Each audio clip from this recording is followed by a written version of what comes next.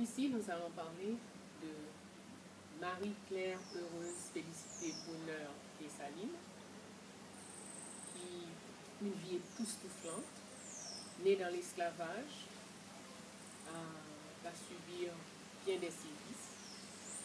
Et un jour, un peintre, Apollon, français, peintre, qui tombe sous ses yeux, et le monsieur l'aveu à tout prix, l'achète, l'emmène chez lui, éventuellement l'épouse. Donc cette femme, c'est à travers ce mariage qu'elle va avoir sa liberté, devenir une négresse libre. Elle, dans des circonstances extraordinaires, depuis dans l'esclavage, on lui a enseigné à lire et à écrire. Donc elle va faire, sa première profession, c'est d'apprendre aux Noirs libres à lire et à écrire. Ensuite, elle s'intéresse beaucoup à la santé, aux soins de santé. Donc, santé par les plantes, bien sûr, la guérison par les plantes. Et elle va donc devenir agent de santé. Elle lit énormément, elle s'intéresse à beaucoup de choses. Le mariage avec le colon est de courte durée. Rapidement, il n'est plus. Elle épouse quelques années plus tard Pierre l'Unique. Et ce mariage aussi, pas d'enfant. Et elle devient veuve avant de rencontrer sur le champ de bataille le colonel Jean-Jacques Dessalines, qui est épaté de voir une femme toute seule avec son cheval et sa carrosse en train de récupérer des soldats blessés laissés pour compte sur les champs de bataille après une bataille. Elle les emmène chez elle pour les soigner. Et à partir de cette rencontre, ils se marient. Et plus tard, Dessalines, devenu le 8 octobre 1804, devenu Jacques Ier, ne couronne qu'une autre personne, son épouse, qui devient impératrice Félicité. Et il dit qu'après eux deux, il n'y aura pas d'autres nobles. Sortant de l'esclavage, nous avons beaucoup de constructions à faire. On ne peut pas, pour l'instant, créer une nobilité. Donc, elle va mener une vie de service, se concentrant sur l'éducation, la santé et la justice. Au moment du mariage, elle exige 4 conditions pour qu'elle épouse Dessalines. La première, c'est qu'il doit reconnaître ses enfants, les enfants qu'il a eus avec les autres femmes, les amener devant le notaire et les reconnaître.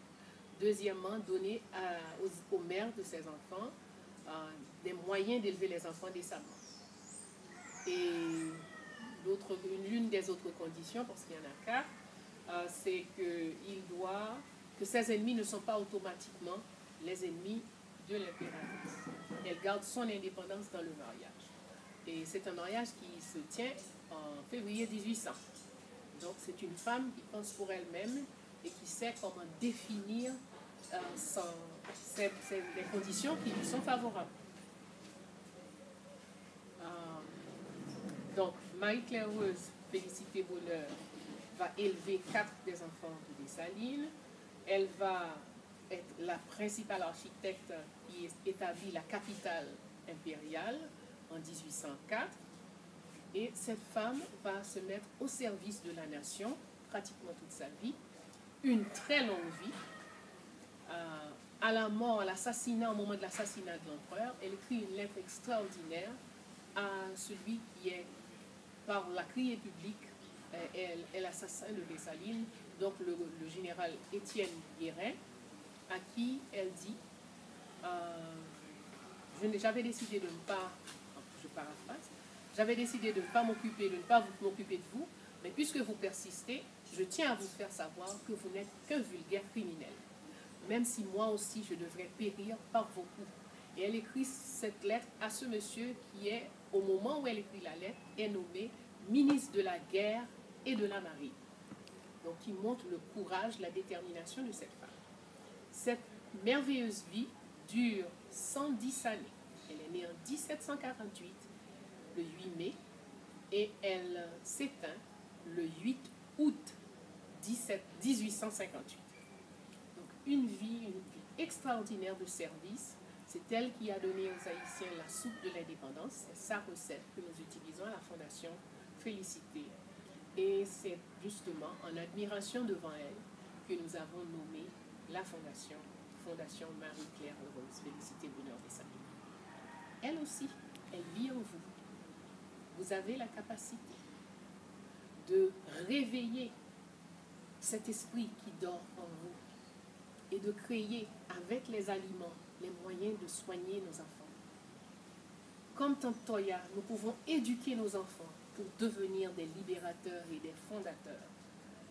Comme Marie-Claire Heureuse, nous pouvons atteindre les sommets de n'importe quelle société sans jamais changer notre âme, en restant toujours sereine, toujours dans la félicité, toujours au service du plus grand nombre. Et c'est ce que cette impératrice nous a, dans l'étude de sa biographie, c'est ce que nous avons appris et que nous avons voulu partager avec vous ce matin. En vous quittant, la Fondation, toute l'équipe de la Fondation Marie-Claire Heureuse Félicité Bonheur des Salines vous dit heureuse journée, un très bon mois, plus que toute autre chose. Nous souhaitons que chacun puisse faire l'éveil de toutes les forces et puissances qui dorment en chacun de nous, afin que nous pouvons prendre les places qui nous conviennent sur la planète Terre. Portez-vous bien et vous pouvez continuer cette communication avec la Fondation à travers son site www.Fondation Félicité, Fondation F-O-N-D-A-S-Y-O-N, Félicité F-E-L-I-C-I-T-E-E.com. Portez-vous bien.